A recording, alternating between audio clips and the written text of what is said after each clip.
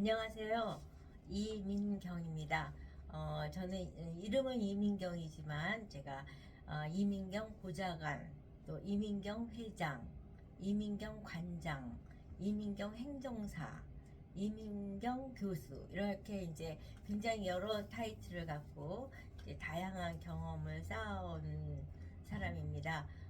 제가 이제 최근에는 어떤 영상을 지금 주로 하고 있냐면은 국회 보좌관 시절의 경험을 바탕으로 해서 이제 국회 정책 질의를 준비하는 거라든가 또는 보좌진으로서 살아남기 위해서 무엇을 어떻게 해야 되는지 그리고 이제 지난 시간서부터는 국회의원에 약간 포커스를 맞춰서 국회의원은 왜 욕을 먹는가를 지난 영상에서 했습니다. 그리고 오늘은 국회의원과 보좌진과의 관계는 어떤 관계이고 어떻게 설정돼야 되는지에 대해서 이제 말씀을 드리도록 하겠습니다. 여러분 좋아요, 구독, 알림 잘 부탁드립니다.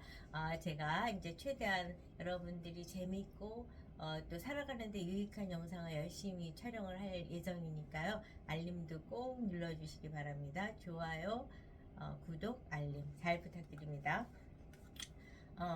국회의원과 보좌진은 공동운명체가 돼야지 성공할 수 있다라고 저는 말씀을 드립니다.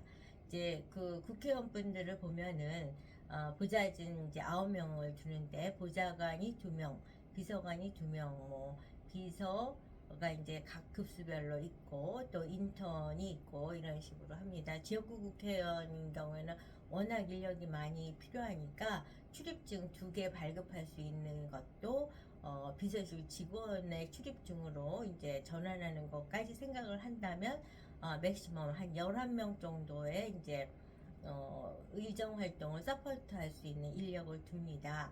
그러면 이제 많은 국민 여러분들은 그 급여 나가는 거며 뭐 이런 것들에 대해서 국회의원을 미워하다 보니까 낭비다.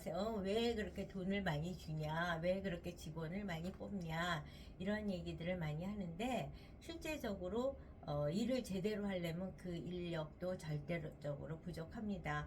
왜냐하면은 제가 국회에 들어갔던 1988년만 해도 뭐 팩스도 없고 진짜 타자기 있는 방도 없고 막 이런 시절에는 국정감사 9월 달에 한 번만 하면 되기 때문에 그렇게 많은 인력이 필요하지 않았습니다. 근데 지금은 뭐 국정감사도 해야죠. 인사청문회도 해야죠. SNS 뭐 인스타그램도 해야지. 카톡도 해야지.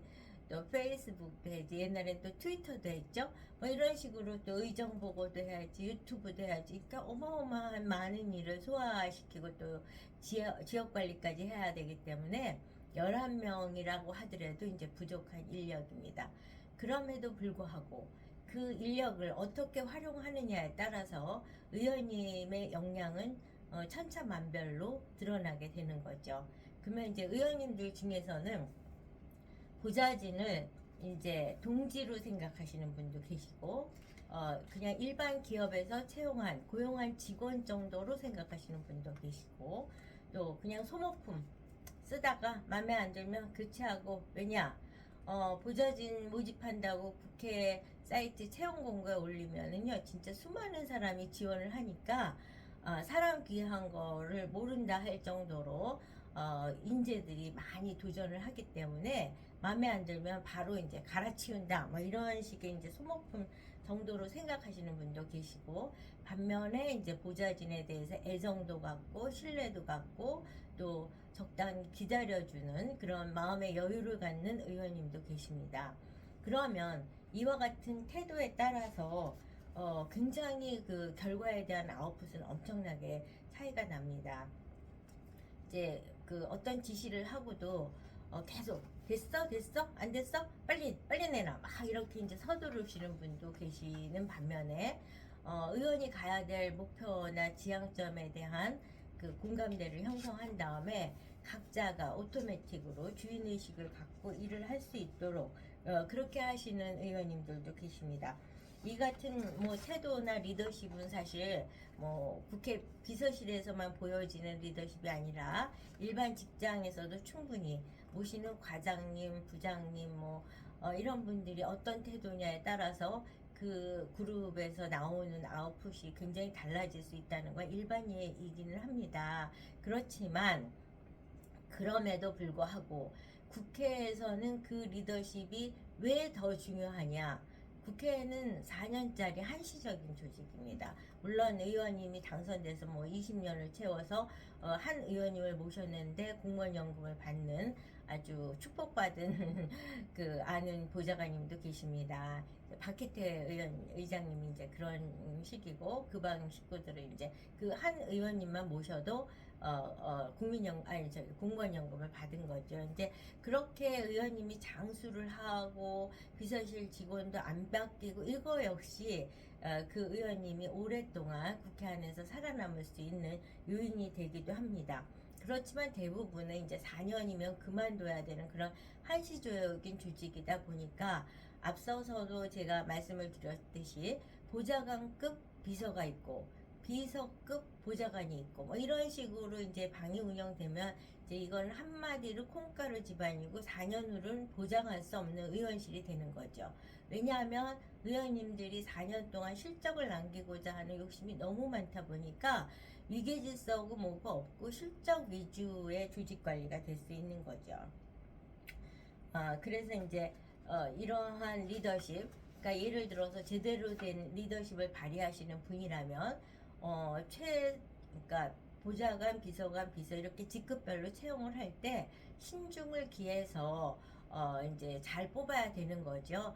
그래서 이제 그 4월 달에 의원님들이 당선이 되면 4월, 5월 달 한 달 반 정도의 인력 시장이 형성되는데 그때 이제 너무 자고 오면 하면서 너무 신중하게 직원을 뽑다 보면은 능력 있는 보좌진을 다 놓치기 때문에 그리고 이제 순서를 보좌관부터 채용을 할 건지 비서부터 채용을 할 건지 이런 것도 잘 고민을 해서 정상적인 위계질서가 유지될 수 있도록 인력을 구성하는 것은 매우 중요합니다. 왜냐? 가장 능력 있는 사람이 보좌관이 되었고 정책과 정무가 다 커버될 수 있는 사람이 수석 보좌관이 돼야 되고 그것 중에서 일부의 능력을 가진 사람은 뭐 비서관이나 비서가 돼야 되는데 어디서 추천을 받고 뭐 이런 식으로 하면 친소관계로 거절할 수 없어서 또는 자신이 옛날서부터 인연이 있는 사람을 꼭 데려와야겠다 뭐 이런 생각으로 보좌진을 잘못 뽑으면은 이제 위계질서가 무너지는 거죠. 근데 이제 제가 경험을 해보면 의원님들의 전직, 과거, 국회의원이 되기 이전 단계에 어떤 직업에 종사했느냐에 따라서 굉장히 리더십의 차이가 있더라고요. 어떤 차이가 있냐면 이제 그 행정부 큰 조직에서 뭐 장차관까지 하고 발전을 하신 분도 그런 경력을 갖고 국회의원이 되신 분도 계시고 또 대기업에서 이제 임원급 이상으로 내부 승진을 해서 낙하산 말고 그렇게 해서 승진해서 이제 국회의원이 되신 분, 또 군인 출신 이런 분들을 보면은 이런 분들이 큰 조직에서 아랫사람들을 아우르면서 다소 자기의 능력이 부족하더라도 아랫사람을 독려하고 격려해서 좋은 아웃풋을 만드는 이제 경험들을 가지신 분들이라서 조직 관리를 아주 잘하는 케이스들입니다. 그래서 정말 자기 자식같이 직원들을 사랑하기도 하고 보상을 또 적절하게 해서 그 인센티브 같은 것도 주고 이래서 이제 고래도 칭찬을 하면 춤춘다고 하듯이 스스로 춤추게 하는 그런 리더십을 발휘하는 분들이 이제 큰 조직에서 경력을 쌓으신 분들이 대부분입니다. 반면에 나홀로 능력 발휘하셨던 분들의 직업군, 뭐 언론사 출신이라든가 교수분들도 좀 그러시고 이제 그렇게 전문직인데 그 뭐 큰 조직 안에 있는 전문직이 아니라 나 혼자 창업해서 이제 사업을 잘하셨던 분 이런 분들은 조직을 운영하기보다는 실적주의로 가다 보니까 위계질서 없이 비서가 갖고 온 보고를 그냥 활용해서 보좌관이 모르는 일이 진행될 수도 있고 또 더 나가서 아주 부정적인 태도는 각각 자기 자신에게 보고하도록 하고 서로를 경쟁시켜서 처음에는 뭔가 실적이 나오는 것 같지만 장기적으로는 직원들이 정책이라든가 비서실에서 좋은 아웃풋을 만들기 위한 것에 몰두하고 최선을 다하기보다는 갈등에 마음을 쓰는데 더 많은 낭비적 요소를 만드는 그런 경우가 있습니다. 그래서 저는 사실 뭐 군인 쿠데타니 군인에 대해서 굉장히 비판적인 의견들을 우리 사회가 갖고 있는데, 제가 경험한 국회 안에 군인 출신 국회의원분들은 굉장히 좋은 리더십을 가진 모범적인 사례를 이제 경험했다는 말씀을 드립니다. 근데 이제 물론 제가 말씀드린 이거는 개별적으로는 차이가 있을 수 있고, 단지 이제 보편적인 평균치를 제가 말씀드렸다는 말씀을 드립니다. 이렇게 이제 국회 비서실의 그 비서실과 의원과의 그 관계 설정이 어떻게 되느냐에 따라서 비서실 운영을 성공적으로 하느냐 실패를 하게 되느냐가 그냥 가늠이 됩니다.